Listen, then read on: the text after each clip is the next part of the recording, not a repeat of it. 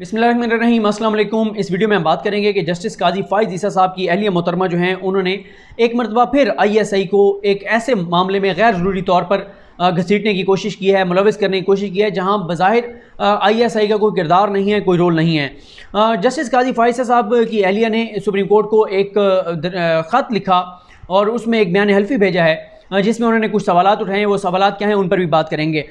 और मैं आपको ये भी बताऊंगा कि काजी फ़ाइज़ की अहलिया जो है वो क्यों समझते हैं कि काजी फ़ाइज़ ईसा साहब जो हैं, जस्टिस काजी फ़ाइज़ ईसा साहब जो हैं वो इस केस से नहीं बच सकेंगे। वो ख़ास तौर पे जो मामला FBR को भेजा गया 7 जजेस की जानिब से। और मैं ये समझता हूँ कि जस्टिस काजी फ़ाइज़ ईसा साहब और उनकी अहलिया जिन अपने रिपोर्टर्स के ज़रिए मुबैना तौर पर पहले लेटर वो लीक किया, वो जो सदर पाकिस्तान को लिखा था फ़ाइज़ ईसा साहब ने, उसके बाद भी फ़ाइज़ ईसा साहब मुबैना तौर पर अपने ही उन्हीं रिपोर्टर्स के ज़रिए कुछ चीज़ें लीक करते रहे अपने हक़ में माहौल बनाने के लिए। और अब उनकी अहलिया ने भी उन्हीं रिपोर्टर्स या उसी जो एक ग्रुप है रिपोर्टर्स का, उनके ज़रिए ये बयान हल्फी जो है वो लीक कराया ताकि उनके हक़ में माहौल बनाया जा सके। काश कि काजी फ़ाइज़ ईसा साहब जो हैं वो और उनकी अहलिया ये चलें, उनकी अहलिया ने बयान हल्फी दिया, ये तो इसका तो अलग तनाजुर है, इस पर तो उस तरह से नहीं कहा जा सकता। लेकिन फ़ाइज़ ईसा साहब ने जिन रिपोर्टर्स पर उनका एतमाद है, जो समझते हैं कि उनका केस लड़ रहे हैं मीडिया के ऊपर, उनको वो लेटर लीक करने की बजाय जो उन्होंने सदर पाकिस्तान को लिखे थे, अगर अपनी मनी ट्रेल जारी कर देते हैं उन रिपोर्टर्स के ज़रिए तो इतना बड़ा बहरान और कोहराम सामने आना ही नहीं था। अब भी उनकी अहलिया ने जो बड़ा शोर बरपा हुआ कि मनी ट्रेल आ गई, पहले उस दिन शोर बरपा हुआ था, कोहराम सारा मचा था जिस दिन उनकी अहलिया मोहतरमा ने वहाँ पे सुप्रीम कोर्ट में वीडियो लिंक के ज़रिए बयान रिकॉर्ड कराया था। और उस दिन जनाब पूरे ट्विटर के ऊपर, पूरे सोशल मीडिया के ऊपर, पूरे मीडिया के ऊपर लाला लाला शाबा शाबा फाड़ लो जनाब, मनी ट्रेल आ गई है, मुंह पे मार दिया है, ये कर दिया है, वो कर दिया है। उस दिन भी हमने कहा था कि भाई हम तो बिल्कुल कहते हैं कि अगर मनी ट्रेल वो साबित कर देती हैं तो फिर ज़ाहिर है हम उन तमाम लोगों को भी जवाब देंगे जो काजी फ़ाइज़ साहब पे एतराज़ करते हैं, और हम उनको कहेंगे कि जब मनी ट्रेल आ गई है तो आप कौन होते हैं काजी फ़ाइज़ साहब पे या उनकी अहलिया पर सवाल उठाने वाले। लेकिन उन्होंने उस वीडियो लिंक में भी मनी ट्रेल बताई थी, दिखाई थी, दी नहीं थी। और FBR को भी उन्होंने जो चीज़ें दी हैं, मनी ट्रेल में दो हिस्से होते हैं, एक होता है कि पैसा कमाया कैसे और पैसा भिजवाया कैसे। वो इस चीज़ के तो सबूत दे रही हैं कि मैंने पैसे भिजवाए कैसे, मैंने बैंकिंग ट्रांजैक्शंस के ज़रिए भेजे, ये अकाउंट थे, ये ट्रांजैक्शंस हैं, इतने अरसे में इतने लाख पाउंड जो है मैंने ट्रांसफ़र किए। लेकिन अभी इस चीज़ को डिटरमिन होना है, अभी उन्होंने ये मुकम्मल तफसीलात जो वो देंगी उसको FBR ने देखना है कि उन्होंने ये पैसे कमाए कैसे थे। असल तो सवाल ही यह है कि पैसे कमाए कैसे। भिजवाने के ऊपर ज़्यादा कोई सवाल अब नहीं रह गया। भिजवाने के ऊपर तो उन्होंने जो एक स्टेट बैंक का लेटर दिखाया जिसके ऊपर लिखा हुआ है कि 2003-04 से लेकर 2013 तक उन्होंने बैंकिंग ट्रांजैक्शन से 7 लाख पाउंड जो हैं वो ट्रांसफ़र किए, तो ये बात तो दुरुस्त है, चले मान लेते हैं। लेकिन असल ये है कि वो पैसे कमाए कैसे। तो अगर वो उन रिपोर्टर्स को ये भी अपनी मनी ट्रेल लीक कर देते, जारी कर देते, जो उनके हामी रिपोर्टर्स हैं, तो शायद ये मामला इस हद तक आना ही नहीं था जहाँ तक आ गया है। और वैसे भी अब तो ये पता नहीं क्यों उनको ये लगता है कि वो इस नहीं बचेंगे। फ़ाइज़ साहब उनको जो है वो जज के ओहदे से फारिग कर दिया जाएगा। अगर मनी ट्रेल मौजूद है, जो कि ख़ुद वो कहती हैं कि मनी ट्रेल मौजूद है, तो फिर तो मामला ही नहीं रहता। हुकूमत का जो रेफरेंस था सदारत वो वैसे क्वैश हो गया, ख़त्म हो गया है। सुप्रीम जुडिशल काउंसिल का शोकॉज जो है वो वैसे कलअदम हो गया है। अब 7 जजेस ने मामला FBR को भेजा हुआ है। FBR के बाद वो 5 जजेस के पास जाना है, जिनमें जस्टिस वकार सेठ साहब भी मौजूद हैं, जो हमारे एक लिबरल तबके के बहुत फेवरेट हैं। जब से उन्होंने general retired Pervez Musharraf case का फैसला देते हुए कहा था कि उनकी लाश को जो है वो D चौक पर लटकाया जाए। और एक और बात यह भी है कि काजी फ़ाइज़ साहब को क्यों लगता है कि उनके साथ इंसाफ नहीं होगा। हालांकि इस वक्त देखें, ये शायद पहला केस ऐसा हमने देखा है जिसमें नून लीग, पीपल्स पार्टी, मौलाना फजलुर रहमान, खूनी लिबरल और ये सारे जो हैं, ये पूरे जितने एक तबके हैं जो वैसे एक दूसरे के मुखालिफ हैं, सारे एक पेज के ऊपर खड़े हुए थे। नवाज शरीफ साहब काजी फ़ाइज़ के साथ खड़े हुए थे, उनकी पूरी जमात फ़ाइज़ साहब के साथ खड़ी हुई थी। जरदारी साहब, बिलावल भुट्टो, उनके बयानात काजी फ़ाइज़ के हक़ में, फजलुर रहमान साहब के कंटेनर पे बहुत ज़्यादा बात हुई फ़ाइज़ साहब के हक़ में। सहाफ़ियों की तंजीम PFUJ वो पार्टी थी बाकायदे इस केस में फ़ाइज़ साहब के हक़ में। वकला की बार एसोसिएशन, बार काउंसिल, वो सारी की सारी फ़ाइज़ साहब के हक़ में थी। और बड़े बड़े दानिश्वर, बड़े बड़े जुगादरी, बड़े बड़े सहाफ़ी, वो सारे फ़ाइज़ साहब के साथ खड़े हुए थे कि जी हम उनके साथ हैं। हम भी इस हद तक उनके साथ हैं कि इंसाफ होना चाहिए, लेकिन हम ये ज़रूर कहते हैं कि चाहे कोई जज हो, चाहे कोई जर्नैल हो, चाहे कोई वज़ीर आज़म हो, चाहे कोई वज़ीर हो, चाहे कोई मुशीर हो, जिसकी मनी ट्रेल के ऊपर सवाल आता है, असासे और जदादों पे बात आती है, उसको मनी ट्रेल देनी चाहिए। तो फ़ाइज़ साहब की असासे और जदादें सामने आई हैं और मानते भी वो हैं कि हाँ मेरी बीवी बच्चों की हैं, मनी ट्रेल दे दें, जो कि वो खुद कहते हैं कि हमारे पास मौजूद है, तो मामला ख़त्म हो जाएगा। अब आते हैं जी उनकी, और मैं ये भी बता दूँ, बताने वाले तो ये भी बताते हैं कि बाज़ रिटायर्ड जजेस जो हैं वो भी इस केस में बड़े एक्टिव थे काजी फ़ाइज़ साहब के हक़ में, और उनके कुछ नुमाइंदे भी अदालत में आकर पेश होते हैं फ़ाइज़ साहब के हक़ में। और मजहबी जमातें भी, बहुत सारी मजहबी जमातें जो हैं वो भी बड़ी एक्टिव थी, उनके लोग भी बड़े एक्टिव थे। अब काजी फ़ाइज़ साहब की अहलिया ये कहती हैं कि मैंने सुप्रीम कोर्ट को एक लेटर भेजा और वो लेटर नहीं लिया गया सुप्रीम कोर्ट के जजेस की जानिब से, और कहा यह गया कि ये थ्रू जो प्रॉपर फोरम है या जो तरीक़ाकार है उसके ज़रिए ये भेजें। वो कहती हैं कि मुझे समझ नहीं आई कि ये क्या हुआ है और पता नहीं क्या तरीक़ाकार होता है, काश कि वो अपने जो उनके हस्बैंड हैं काजी फ़ाइज़ साहब, उनसे पूछ लेती कि क्या तरीक़ाकार होता है। वो जस्टिस काजी फ़ाइज़ साहब जो सबसे ज़्यादा वकला पे बरहम होते हैं कि आपने प्रोसीजर को फॉलो नहीं किया, आपकी तैयारी नहीं थी, और सुप्रीम कोर्ट में ऐसे बात नहीं करते, सुप्रीम कोर्ट में ये तरीका नहीं होता, सुप्रीम कोर्ट में वो तरीका नहीं होता। कई बार वो वकला की सरजनिश कर चुके हैं। तो सुप्रीम कोर्ट में बड़े से बड़ा वकील भी जो है वो अगर उसने कोई डॉक्यूमेंट, कोई पार्टी बनना चाहता है, कोई डॉक्यूमेंट सुप्रीम कोर्ट के जजेस के सामने रखना चाहता है, तो उसके लिए तरीकाकार यही होता है कि आप एडवोकेट ऑन रिकॉर्ड के ज़रिए आप प्रॉपर जो एक तरीकाकार है उसके ज़रिए आप रिकॉर्ड पर लाते हैं, जमा कराते हैं, और वहाँ से ये लेटर या डॉक्यूमेंट जो है वो जजेस के सामने आते हैं। अब उस दिन ये हुआ था कि जस्टिस गुलजार अहमद साहब और जस्टिस एजाजुल अहसन साहब जब ये केस सुन रहे थे, तो जब काजी फ़ाइज़ साहब के जो एक बताया जाता है कि वो उनके रिलेटिव भी हैं और वो मुनीर मलिक साहब के एसोसिएट भी हैं, तो जब वो आए और उन्होंने कहा जी ये लेटर है, जो एक लेटर भेजा काजी फ़ाइज़ साहब की अहलिया ने, वो मैं आपके सामने रखना चाहता हूँ। तो जस्टिस गुलजार अहमद साहब ने, जो चीफ जस्टिस पाकिस्तान है, उन्होंने ये कहा था कि सुप्रीम कोर्ट लेटर्स पे नहीं चलती, ख़तों पे नहीं चलती, इसको प्रॉपर आप फाइल करें और फिर ये हमारे सामने आएगा। प्रॉपर उन्होंने फाइल किया, सुप्रीम कोर्ट ने वो टेकअप कर लिया, जजेस ने वो टेकअप कर लिया, बात खत्म हो गई। तो यानी आप देखें ना, जस्टिस गुलजार साहब पे भी सवाल उठाए जा रहे हैं। एजाजुल अहसन साहब पे तो खैर बहुत ज़्यादा उनके खिलाफ तो एक मुहिम चलाई जा रही है, एजाजुल अहसन साहब के खिलाफ और उमर बंदियाल साहब के खिलाफ, उस पर तो खैर हम बात करेंगे।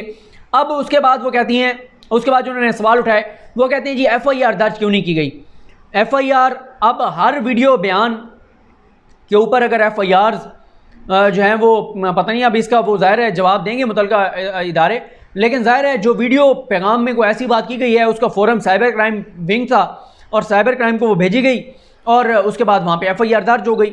ये उनका सवाल वैलिड है कि मामला 25 को भेजा गया तो 29 को क्यों FIR दर्ज की गई, इसका जवाब बहरहाल FIA को देना है। फिर वो ये कहती हैं कि दहशत गर्दी का जो बड़ा एक जुर्म था उस पर केस बनाने की बजाय जो है FIA को भेजकर एक कमज़ोर केस बनाया गया।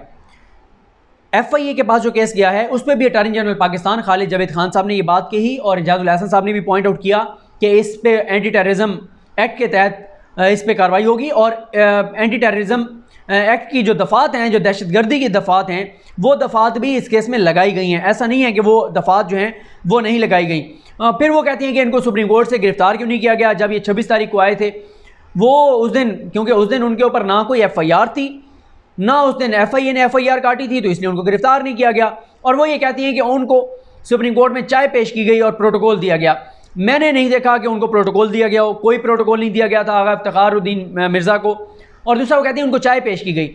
अगर उनको चाय पेश की उनके वकीलों ने, तो इसमें सुप्रीम कोर्ट का क्या कसूर है?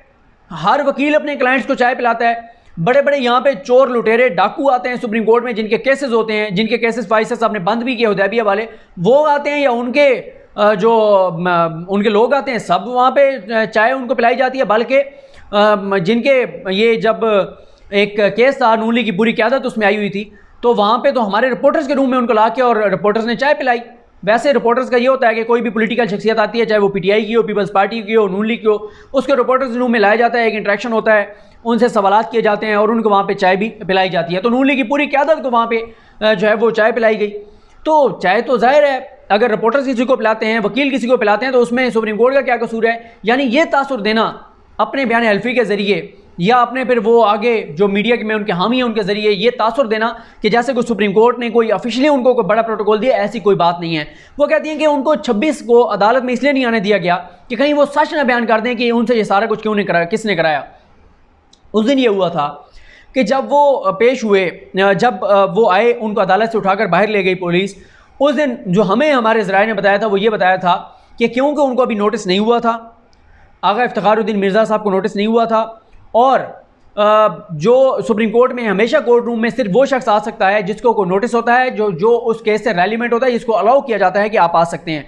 उनको क्योंकि नोटिस नहीं था, पुलिस उनको उठाकर ले आई, क्योंकि सुप्रीम कोर्ट के कुछ जिम्मेदारान ने, जजेस ने नहीं, जो इंतजामी मामलात को देखते हैं, उनमें से एक शख्सियत के बारे में बताया जाता है कि उसने कहा कि इनको उठाकर बाहर ले जाएं, कहीं ऐसा ना हो कि जजेस बरहम हो इस बात पर कि आपने इस शख्स को क्यों कोर्ट रूम में आने दिया जब हमने इसको बुलाया नहीं था। इसलिए उनको बाहर ले गए, और जब कहा गया कि उनकी वकील की जानिब से कि वो आए थे और उनको उठाकर बाहर ले गए, तो चीफ जस्टिस ने पूछा कि क्यों ले गए, वो आना चाहते हैं तो आने दें। लेकिन क्योंकि उस वक्त फिर सुप्रीम कोर्ट के जजेस ने समाअत मुलतवी कर दी थी नेक्स्ट हियरिंग तक, तो उन्होंने कहा जी इनको आप नेक्स्ट हियरिंग पे ले आएँ। नेक्स्ट हियरिंग पे वो अरेस्ट हो चुके थे, और फिर खैर वो उनको जो है वो फिर उस दिन वो पिम्स में थे, और नेक्स्ट उससे अगली समाअत पे, तीसरी समाअत के ऊपर उनको पेश कर दिया गया था। फिर वो ये कहती हैं कि उनके दफ्तर की और घर की तलाशी नहीं ली गई। अगर नहीं ली गई तो वो बिल्कुल लेनी चाहिए, जो ज़रूरी है FIA को करना चाहिए। वो ये कहती हैं कि इनका ज़रिया आमदन क्यों नहीं चेक किया जा रहा। उसके हवाले से FIA ने अपनी रिपोर्ट में लिखा हुआ है कि उनका ज़रिया आमदन, उनके टैक्स रिटर्न, उनके असासों की तफसीलात, उनके बैंकिंग ट्रांजैक्शंस, उनकी तमाम तफसीलात कुछ ले ली गई हैं और बाकी जो हैं वो ली जा रही हैं। वो कहती हैं कि 17 जजेस में से काजी फायज़ा कोई क्यों चुना आगा इफ्तिखारुद्दीन मिर्ज़ा ने। एक तो आगा इफ्तिखारुद्दीन मिर्ज़ा का जो क्लिप था उसमें आगा साहब जो हैं वो पूरी जुडिशरी के बारे में उन्होंने पहले बात की कि हमारी अदलिया ये है वो है, उन्होंने जो अल्फाज इस्तेमाल किए वो मैं एक वीडियो में वो क्लिप आपको सुना चुका हूँ। और साथ उन्होंने कहा था कि अगर कोई चोरी करते हुए पकड़ा जाता है, अगर कोई लूट मार करते हुए पकड़ा जाता है, अगर किसी के ऊपर इस तरह का मामला है, चाहे वो जरदारी हो, नवाज शरीफ हो या फायज़ ईसा हो, उनको चाइना मॉडल यहाँ पर लाना चाहिए, जैसे चाइना वाले लटका देते हैं, उनको लटका देना चाहिए। तो उन्होंने इस तनाजुर में जो है वो बात की थी, और वैसे उन्होंने ओवरऑल पूरी अदलिया के बारे में बात की थी। लेकिन उन्होंने अपने बयान हल्फी में जो मोस्ट इंपॉर्टेंट 2-3 चीज़ें हैं जिसके बारे में अटॉर्नी जनरल एक मौके पे कह चुके हैं कि उनकी मर्जी है, वो जो मर्जी लिखें, लेकिन कुछ चीज़ें इररेलेवेंट हैं, जिसमें उन्होंने कहा कि जी वही डोगर पे फिर इल्ज़ामात।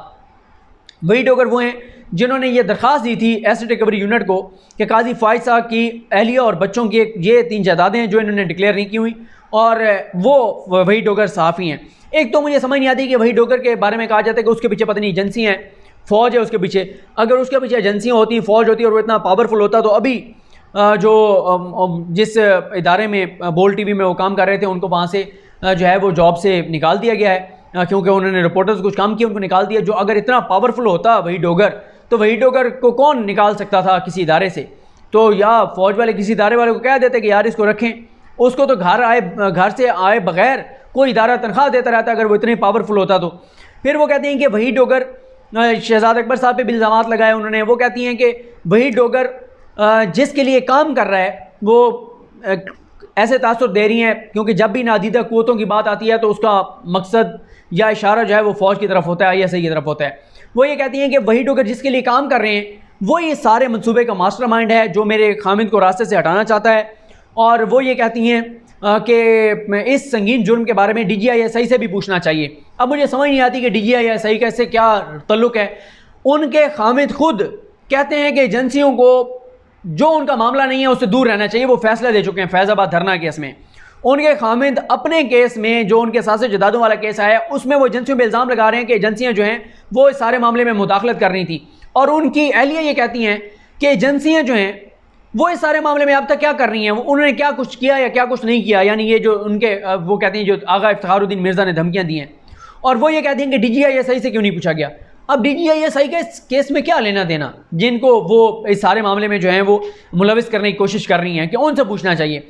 और आखिरी बात यह है कि आगा इफ्तिखारुद्दीन मिर्ज़ा के बारे में जो ये कहा जा रहा है कि उसके पीछे फ़ौज है, अगर भाई फ़ौज होती, फ़ौज इतना बड़ा ISI ब्लंडर करेगी कि फायज़ ईसा साहब जिनका केस इस वक्त पीक के ऊपर है और फैसला आया हुआ है एक, और बाकी तफसीली फ़ैसला आना है, और इतना कुछ हो चुका है, क्या फ़ौज या ISI किसी आगा इफ्तिखारुद्दीन मिर्ज़ा साहब जैसे शख्स को कहती कि आप ये धमकियाँ इनको दे दें, या आप इनके ख़िलाफ़ ये कर दें, या आप इनके ख़िलाफ़ वो कर दें? तो अगर वो करना चाहते वो कहीं पाकिस्तान से बाहर से भी कर सकते थे, किसी बंदे की वीडियो रिकॉर्ड करवा के वायरल करा देते। कोई और वो वॉइस ओवर के साथ को वीडियो बनवा के वायरल कर देते अगर उन्होंने करनी होती, हालांकि नहीं करनी चाहिए। ISI को इन चीज़ों में नहीं पढ़ना चाहिए, इस तरह की चीज़ों में बिल्कुल भी। लेकिन अगर वो करते हैं तो किसी और तरह से करते ना, इतने आम से अंदाज से वो करते हैं कि किसी को भी कहते कि आप तकरीर कर दें, वो तकरीर कर देते और उसके बाद वो ये सारा मामला हो जाता। और फिर ISI ने उस शख्स को बचाया भी नहीं, वो गिरफ़्तार भी हो गया और उसको सुप्रीम कोर्ट भी तौहीन अदालत की फ़र्द जुर्म आयद कर दी है। नीचे इंसदाद दहशतगर्दी की अदालत में भी केस चल पड़ा है और भी उनके खिलाफ साइबर क्राइम का भी एक्ट लग गया है, उसकी दफ़ात भी लग गई हैं। तो ये ऐसे मतलब हर चीज़ को ISI पे डालना अब एक फ़ैशन बन गया है। मेरा ख्याल है कि हर बात का इल्ज़ाम ISI पर लगाने की बजाय मनी ट्रेल देनी चाहिए कि पैसे कमाए कैसे और भिजवाए कैसे। अगर वो ये चीज़ें दे देती हैं तो मामला ख़त्म हो जाएगा, लेकिन हर बात में गैर ज़रूरी तौर पर ISI को मुलविस नहीं करना चाहिए। मुझे अपनी दुआ में याद रखें। अल्लाह करीम हम सब का आमीन। अल्लाह हाफ़िज़।